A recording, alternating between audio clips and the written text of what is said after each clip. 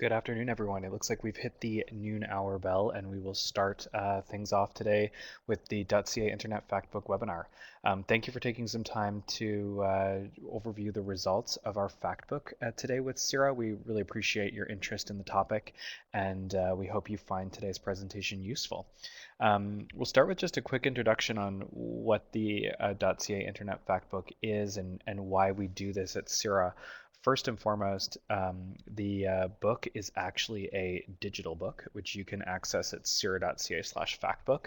We've got several years of archives also available there for you. This is an annual look at the internet community in Canada and how Canadians are using the internet that .ca compiles for the good of the internet community in Canada. As the stewards of the .ca domain, CIRA works to raise awareness of issues facing the Canadian internet, and we see this Factbook project as being a key part of that role. We are committed to ensuring that Canadians have data around ongoing issues of concern around internet issues that they can use to inform policy discussions and their general awareness of internet issues in Canada. Listeners here might also be interested to note that as part of this commitment to the internet community, CIRA has launched the .ca Community Investment Program, which really looks at reconciling some of these digital divides or access concerns or concerns around digital literacy through grants to organizations across Canada doing good things online. So this Factbook project is part of a sort of a comprehensive community relations program here at CIRA, and we hope you find it helpful. I'll give you a quick overview of what we'll cover off today. We'll look quickly at new gTLDs in the domain industry in general, look at some indicators that we find interesting around .ca performance.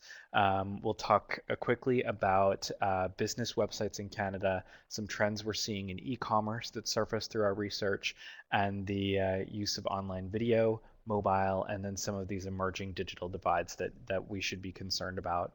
I'd like to start by just running through kind of the methodology for the .ca Factbook. This is a compilation both of CIRA's proprietary research that we compile. We work with the Strategic Council to deploy a survey of both internet users, small business decision makers, and a series of other internet community leaders in Canada. That data informs much of what we do here. The other sources come from the OECD, work we've done with Ipsos Reid, work from ComScore, and we also commission academic research which finds its way into the Factbook.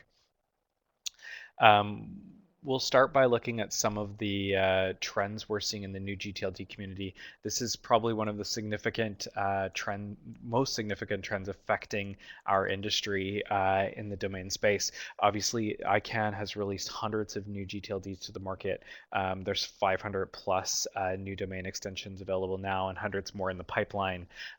We've seen some interesting trends in kind of which of these new gTLDs have been most successful and which are kind of winning their markets. As you'll note from the graphic here, we've seen some traction in gTLDs that are based on community associations. For instance, .Berlin has seen some significant success, .NYC, .Paris, .London, and then here in Canada, we've also seen .Quebec launch with significant fanfare, slightly more modest registrations. As of the creation of this graphic about 2 weeks ago, there were just over 9,000 registrations. It's an interesting trend, and we think one that really reinforces some of the value proposition for .ca. This link between trying to find a local brand within an online global internet is one that we find interesting. And so the role that these local and municipal gTLDs are playing in the market is one we'll continue to track and one we think is fascinating. The other sort of grouping of these that we find interesting as well are some other community-based gTLDs. So there's been significant momentum around .realtor, .lawyer, etc. that are really based on specific communities and markets that are very well defined. One of the things that we're interested in tracking is how Canadians are using and approaching these new gTLDs, and we know that interest has been modest to some extent. We know that when we ask our registrar community in Canada whether or not they're planning to offer these new products, about 65% of them are. That number's inched up slowly, and that's sort of the same is true for a Canadian interest. Overall, interest remains modest as these new gTLDs have entered the market. We have not seen a massive explosion of interest here. As you'll see from the data, we've tracked 2013 to 2014, probably the period through which most of these new products have entered the market. And the marketing efforts of these new products have not necessarily made this interest spike. An interesting data point for you.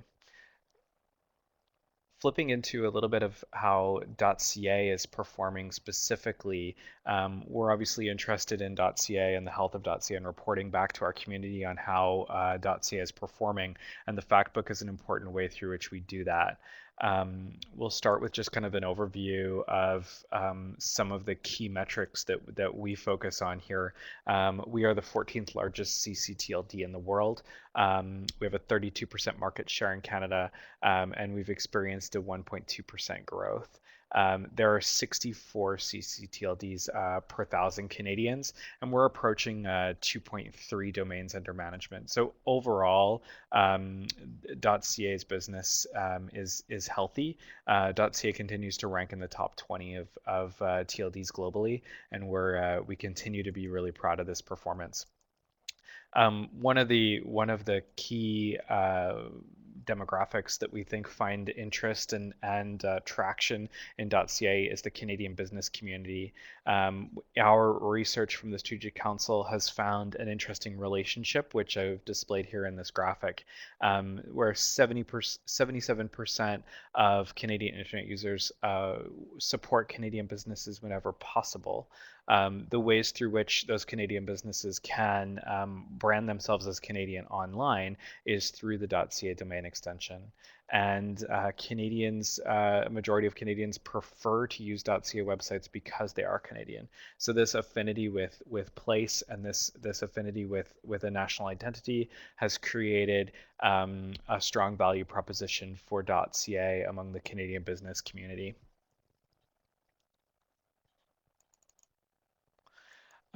The Factbook, we're quite proud of the data that we've collected around the domain industry specifically, but the Factbook does do more than this. So we've worked to compile some data around small business use of websites in Canada, and CIRA made some significant news last year by reporting that just over 40% of small and medium-sized enterprises in Canada have a website. We've seen that number inch up slightly, but certainly not in any meaningful way. Interestingly as well, the gap between small and larger companies is also extreme, where 90+% of large corporations in Canada have websites, where only 42% of small businesses do. So there's a definite gap in the use of technology among small businesses versus large businesses in Canada, and a significant opportunity that small businesses have in developing a more dynamic and comprehensive use of digital technology. We've been tracking for several years now some important trends around e-commerce in Canada. One of the most important statistics we pulled out of this year's research is around the proliferation of mobile as a significant technology in the e-commerce space. 20% of Canadians 18 to 34 have made a purchase from a mobile device in the past year, which we think is significant. With Canadian small businesses being so reluctant to embrace the web, we've got sort of a really emerging and troubling situation here where e-commerce is going to be a significant sales channel for these companies going forward, but without proper web presence, let alone mobile web presences, we're really facing a challenge. The Canadian e-commerce sector, however, does continue to grow. Statistics Canada has reported that enterprises sold more than $136 billion in goods over the internet in 2013. Most recent data is from 2013. It's up from 122 billion a year earlier, and we're seeing services are an important sector online. So flights and travel were some of the most commonly purchased goods, as well as clothing. Um, the uh, the the there's another interesting piece that we studied here with the Strategic Council around a process through which we call showrooming, which is the idea that users would leverage a website to make in-store purchases. So this is the idea where you would browse online, compare prices, check availability, and then eventually make your purchase in store. The interesting thing here is that that Canadians report a very high likelihood of doing this, and that propensity to showroom using a website means that there's even an interest in companies that might not think that they can derive significant income from e-commerce transactions to still focusing on creating a dynamic web presence that can help those showrooming customers that can attract those customers that want to just showroom online. One of the other things that we wanted to pull out of this research is the Canadians who are buying online report spending more on individual transactions through Canadian websites than they do on international ones. So the eventual conclusion there may be that selling to Canadians through .ca websites makes more sense than other domain extensions. Canadian websites have there's a degree of comfort between Canadians and Canadian websites, and the perception of transactional fees, shipping, customs duty, etc., are lower when there's a Canadian brand on that website. New in this year's data, we looked at the proliferation of online video. And according to our .ca tracking research, we are definitely seeing that the proliferation of online video and media is causing some Canadians to question the need for traditional cable services. We've identified this cohort of cord cutters where there are two factors that really are driving this, both the age of those cable consumers and the access that those cable consumers have to online video. So generally speaking, the future of cable television does not look good, according to this data. The 18 to 34-year-old cohort sees online video as sort of a full and viable alternative to cable at about 41%. 30% of Canadians that still subscribe to cable are considering canceling, and this number is also reverse correlated with age. So the younger the customer, the more likely they are to be considering termination of their cable. At a general level, this trend might be more explicit in Canada. Canadians consume more video than Americans. There's 2 points here. More Canadians consume video than Americans, so the penetration of online video in Canada is greater, but also Canadians consume more online video than Canadians. So 4 in 10 Canadians spend more than 5 hours streaming TVs, movie, or video online. So a couple of the numbers there on the screen are not comforting if you are deriving your revenue fully from the cable business. But as you know, there's lots of change and dynamics in that industry at the moment.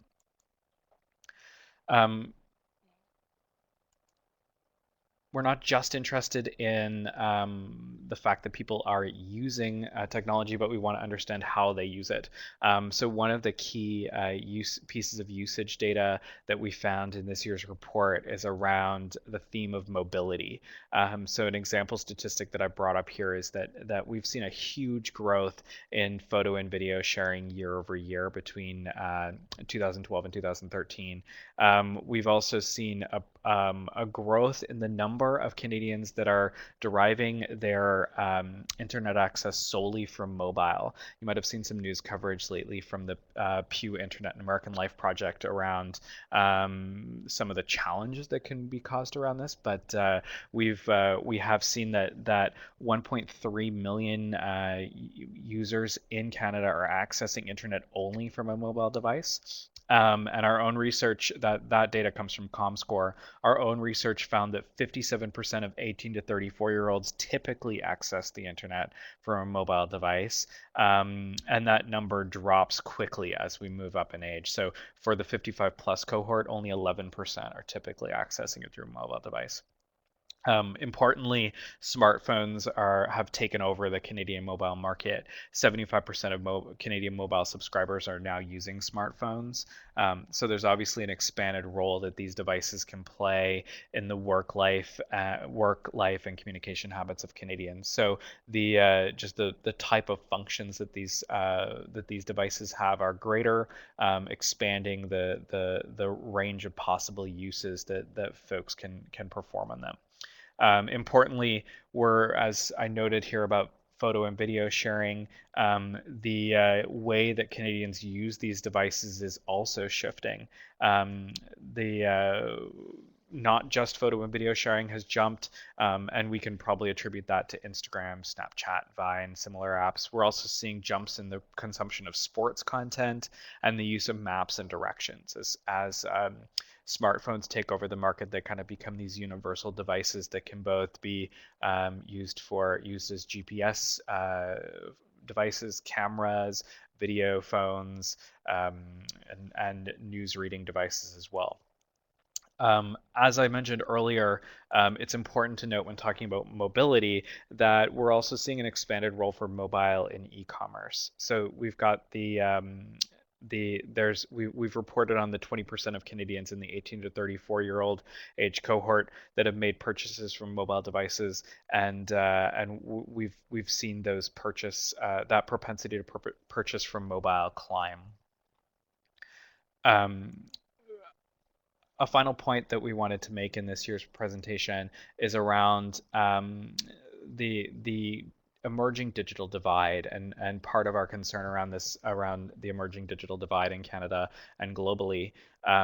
As you know, the spread of internet technology has not been equal around the globe. This chart just kind of tracks the growth in connectivity in the developing versus developed world, and then an average there. This is obviously one of the major challenges facing the internet community in Canada and globally. Connecting the next 2 billion Canadians is going to be an important challenge. Interestingly, this is likely going to be a very rapid shift. There's many reports that show that as early as 2018, the population, the online population, could double, creating a significant need to both globalize the internet and create technologies that can help connect these folks. Within Canada, we've also seen an interesting divide between urban and rural.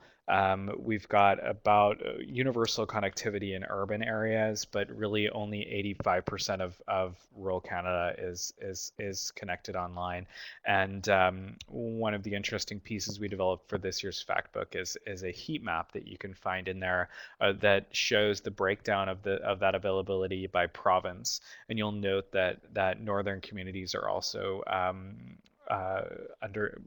also operating with slower speeds and less availability of modest speed internet overall. So it's that these technologies are growing, but they're not being equally spread as they're deployed, which is interesting to note.